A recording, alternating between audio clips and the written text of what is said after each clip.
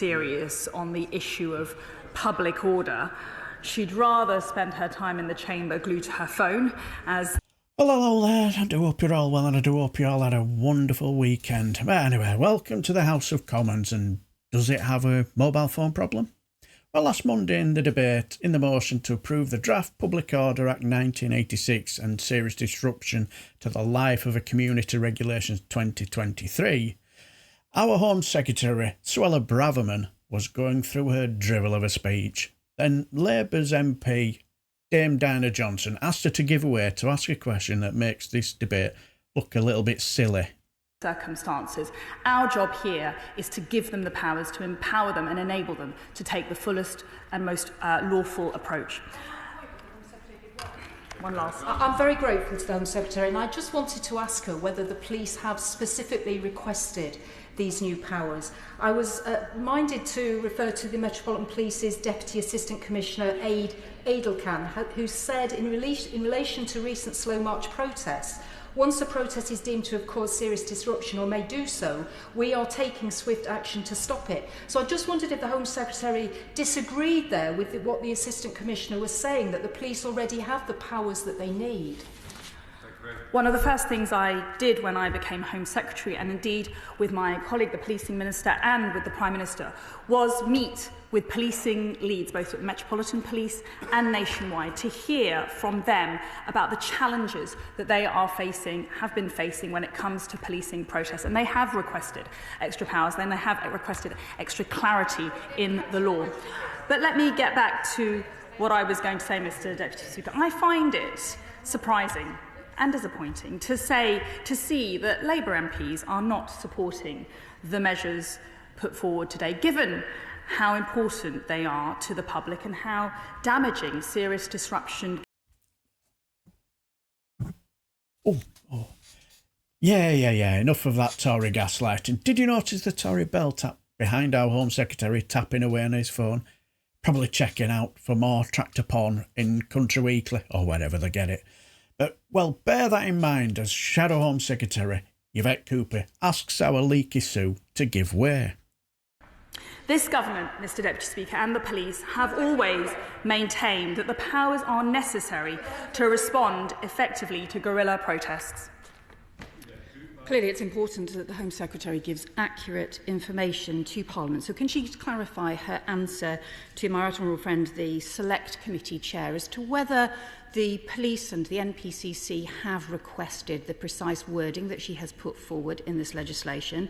And given that she also said to the Chamber a week ago the asylum initial backlog is down by 17,000, and she knows that that is not true. The asylum initial backlog, which includes legacy and flow, has gone up. So will she now correct the record, seeing as she is in front of the House and she knows the importance of the ministerial code of correcting any errors at the first opportunity? Sadly, unsurprising tactics from the Labour Party again. They seek to distract from their woeful failure to stand up for the law-abiding majority who want us to take these measures on protesters, seek to cover up the fact that they have absolutely no policy to stop the boats. It's disappointing, but frankly unsurprising. Mr. Deputy... As usual, our blabbermouth's reply was about as much use as boobs on a bullfrog. Anyway, during the debate, Paul Maynard, MP for Blackpool North and Cleveley's Conservative MP, decided to, instead of showering our Home Secretary with love and affection for a fascistic piece of legislation for 10 minutes, he decided to turn his ire on Yvette Cooper, Shadow Home Secretary, for apparently having her eyes glued to her phone. Something that didn't go unnoticed with our out-of-depth Home Secretary. Thing is, maybe she should have paid more attention to what was happening behind her rather than what was in front of her. Well, as irony personified was happening in front of our eyes, Yvette Cooper, she decided to have another go. Mr. Deputy Speaker, I thank all right honourable and honourable members for their contribution this afternoon, for what has been a fruitful and lively debate. I have to say, however, at the outset, I'm not going to spend too much time responding to Labour's position. The Right Honourable Lady's response was almost totally devoid of anything serious on the issue of public order.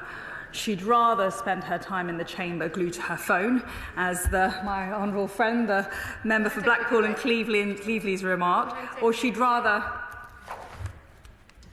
Can the Home Secretary clarify that slow walking is already against the law, and that is how the Metropolitan Police and other police forces have already managed to stop a whole series of slow walking incidences that have caused significant disruption for communities? Well, the fact that she has to ask that question reflects her total misunderstanding of what we're debating here today. The police do have powers, of course, enshrined in legislation already, and what we are trying to do is clarify the threshold and the boundaries of where the legal limit lies, so that they can take more robust action and respond more effectively. Perhaps if she didn't look at her phone so much, she'd know what we were talking about. She'd also rather spend her time at the dispatch box playing pantomime politics than engaging with the serious issue of public safety and the right to protest. Judging by the lack of answers by our Leaky Sue, I have a pretty good idea that both Dame Dana Johnson and Yvette Cooper pretty much bang on the money, weren't they? But the image of our Leaky Sue berating Yvette Cooper for using her phone while the Tory bell tap behind her had his eyes glued to his phone was absolutely hilarious. Now, the thing is, I didn't see Yvette Cooper with her phone in her hand, and I'm not saying that she didn't. But the thing is, we've all seen this loads of times from both ministers and MPs doing exactly the same thing as we saw in that bit of hilarious footage. But there you are, guys. What do you guys think? Let me know down below, and until the next time, I shall bid you farewell and take care, my friends.